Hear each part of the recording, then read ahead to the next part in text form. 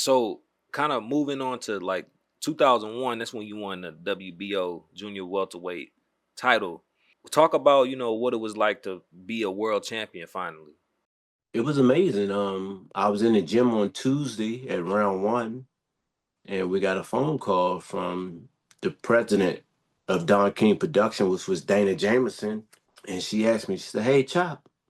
My manager at that time was Kirk Cashwell. We had departed from Sugar Ray Leonard. Ray had stopped managing fighters and went into promoting. So we had Kirk Cashwell and Gary Lee, who was managing me.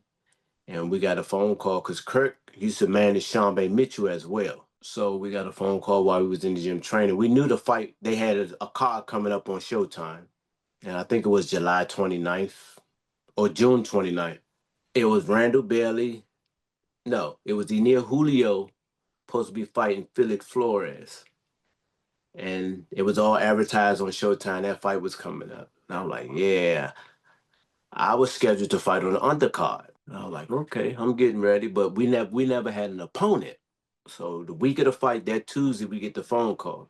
Hey Chop, this Dana. Hey Dana, how you doing?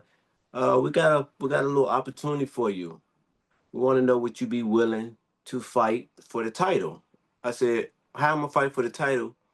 Julio and Flores is fighting for the title because Ener Julio was champion. She said Ener come to find out he has cataract. He has to go have eye surgery. He's going to vacate the title, and you're going to fight Flores for the title, the vacant title, and the winner got to fight Ener Julio once he come back from eye surgery. Whoever wins got to give Ener a shot at the title because he's still champion pretty much. I said, okay, yeah, I'll fight him. It's 12. She said it's 12 rounds. I said, okay. I've been 12 rounds before because I won the USBA title against Ener Julio for that fight. I already fought Ener, but that was a tough fight. I ain't want to fight Ener again. And the game plan, we watched Ener Julio fight a couple other fights back, and we seen how he was going to prepare. And then we watched Flores. We watched Flores fight Sean Bay Mitchell a few months before he got the Ener fight. We seen how Flores was preparing and throwing his punches against Sean Bay. So we set some traps for him, and we had a game plan going into that fight. It was scheduled for 12 rounds, but we knew we would get him out of there within 12. So when you finally ended up winning, what was that moment like? It was a happy moment, one of the happiest moments of my life. It let me know that I made it. I accomplished my goal, my dream. I done it. I became what I wanted to become. I set out to become a world champion. I done it. How did your life change after winning that title? Um, I became more noticeable, notoriety. People knew me more.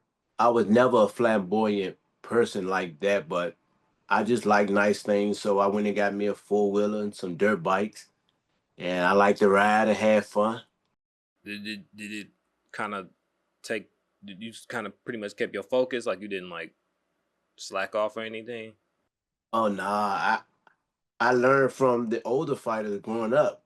You got to stay dedicated to this. Just because you want to fight, you can't take off from the gym 2, 3 months out of the gym. No, after I won the title, I took 5 days out of the gym, that 1 week off, and then I was back in the gym because I knew I had to get ready for Ener Julio.